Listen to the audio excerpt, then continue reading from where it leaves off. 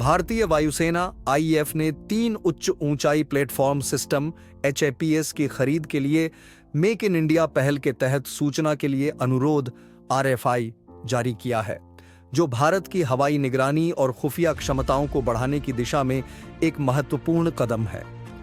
ये उन्नत सौर ऊर्जा से संचालित मानव रहित प्लेटफॉर्म समताप मंडल में संचालित होने के लिए डिजाइन किए गए हैं, जो निरंतर खुफिया निगरानी और टोही ISR प्रदान करेंगे। अन्य मानव रहित प्रणालियों के लिए एयरबोर्न डेटा रिले के रूप में कार्य करेंगे और इलेक्ट्रॉनिक खुफिया ELINT और संचार खुफिया कॉमेंट मिशनों का समर्थन करेंगे। यह कदम रक्षा तकनीक में आत्मनिर्भरता की भारत की प्रतिबद्धता को दर्शाता है और HAPS को सीमाओं और हिंद महासागर क्षेत्र IOR में सैन्य अभियानों के लिए एक गेम चेंजर के रूप में स्थापित करता है। अंतर्राष्ट्रीय दूरसंचार संघ ITU द्वारा HAPS को 20 से 50 किलोमीटर की ऊंचाई पर और पृथ्वी के सापेक्ष एक निर्दिष्ट नाममात्र स्थिर बिंदु पर स्थित एक वस्तु पर एक स्टेशन के रूप में परिभाषित किया गया है। HAPS दीर्घकालिक टिकाऊ मानव रहित हवाई वाहन या एयरशिप होते हैं, जो आमतौर पर 18 से 20 किलोमीटर की ऊंचाई पर संचालित होते हैं। उपग्रहों जो बहुत अधिक ऊंचाई पर कक्षा में घूमते हैं या पारंपरिक ड्रोन जो कम ऊंचाई पर उड़ते हैं की तुलना में HAPS विमान की लचीलापन और उपग्रहों की दीर्घकालिकता का संयोजन करते हैं। सौर पैनलों और उच्च ऊर्जा घनत्व वाली बैटरियों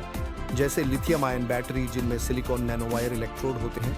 से संचालित होकर HAPS सप्ताहों या महीनों तक हवा में रह सकते हैं और उपग्रहों की तुलना में बहुत कम लागत पर निरंतर कवरेज प्रदान करते हैं। HAPS उन्नत सेंसरों से सुसज्जित होते हैं जो ISR, ELINT और कॉमेंट के लिए आदर्श होते हैं, जिससे विशाल क्षेत्रों की निगरानी, मानव रहित प्लेटफार्मों के बीच डेटा रिले करना और शत्रु के संचार या रडार सिग्नलों को पकड़ना संभव होता है। इनकी उच्च ऊंचाई वाली उड़ान, वाणिज्यिक हवाई यातायात और अधिकांश मौसम व्यवधानों से ऊपर न्यूनतम हस्तक्षेप और कई वायु रक्षा प्रणालियों के खिलाफ बेहतर सुरक्षा सुनिश्चित करती है, क्योंकि वे अधिकांश सतह से हवा में मार करने वाली मिसाइलों की पहुंच से बाहर होते हैं। ये प्लेटफॉर्म रणनीतिक क्षेत्रों जैसे पाकिस्तान और चीन से लगी सीमाओं और हिंद महासागर क्षेत्र पर लगातार निगरानी प्रदान करेंगे। 18,000 मीटर की ऊंचाई पर 30 से 45 दिनों तक मंडराने में सक्षम HAPS वास्तविक समय में इमेजरी, लक्ष्य पहचान और परिवर्तन का पता लगाने जैसी क्षमताएं प्रदान करेंगे, जो दीर्घकालिक हथियार योजना और युद्ध क्षेत्र की जागरूकता के लिए आवश्यक हैं। HAPS संचार केंद्रों के रूप में कार्य करेंगे, जो ड्रोन या उपग्रह जैसे अन्य मानव रहित प्लेटफार्मों के बीच डेटा रिले करेंगे और नेटवर्क केंद्रित युद्ध को बढ़ावा देंगे।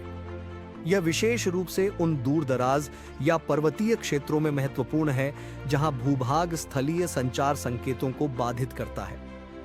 इलेक्ट्रॉनिक उत्सर्जनों जैसे रडार सिग्नल और संचार को पकड़कर HAPS भारत की प्रतिद्वंद्वी गतिविधियों और इरादों पर कार्रवाई योग्य खुफिया एकत्र करने की क्षमता को मजबूत करेंगे,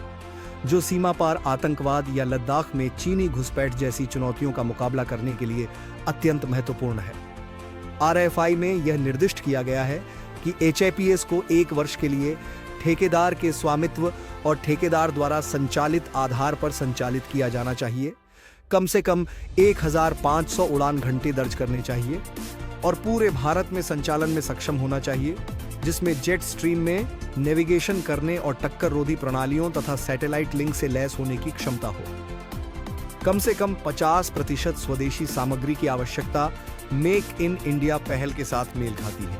जिससे घरेलू नवाचार को बढ़ावा मिलेगा और विदेशी आपूर्तिकर्ताओं पर निर्भरता कम होगी। भारतीय वायुसेना की यह RFI स्वदेशी HAPS के विकास के लिए चल रहे प्रयासों पर आधारित है,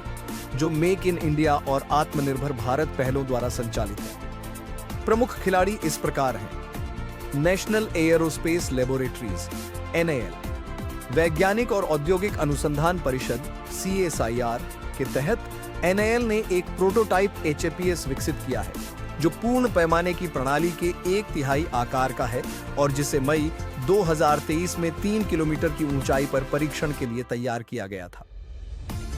निदेशक अभय पाशिलकर ने उल्लेख किया कि 20 किलोमीटर पर संचालित होने वाला पूर्ण HIPS 2 से 3 वर्षों के भीतर तैयार हो सकता है। हिंदुस्तान एरोनॉटिक्स लिमिटेड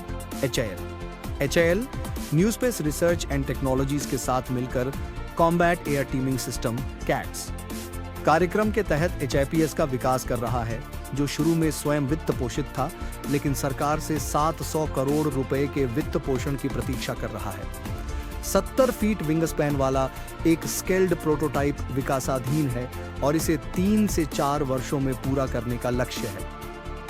निजी क्षेत्र न्यू स्पेस रिसर्च ने मार्च 2024 में अपने HIPS प्रोटोटाइप के साथ ATR चित्रदुर्गा में 24 घंटे से अधिक समय तक उड़ान भरने का राष्ट्रीय रिकॉर्ड बनाया,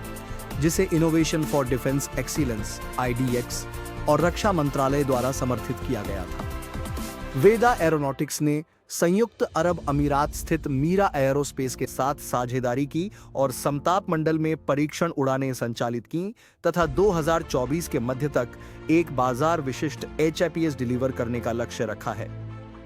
लार्सन एंड टुब्रो L&T ने उन्नत HIPS के लिए एक स्टार्टअप के साथ समझौता ज्ञापन पर हस्ताक्षर किए हैं, जो इस क्षेत्र में निजी क्षेत्र की रुचि को दर्शाता है।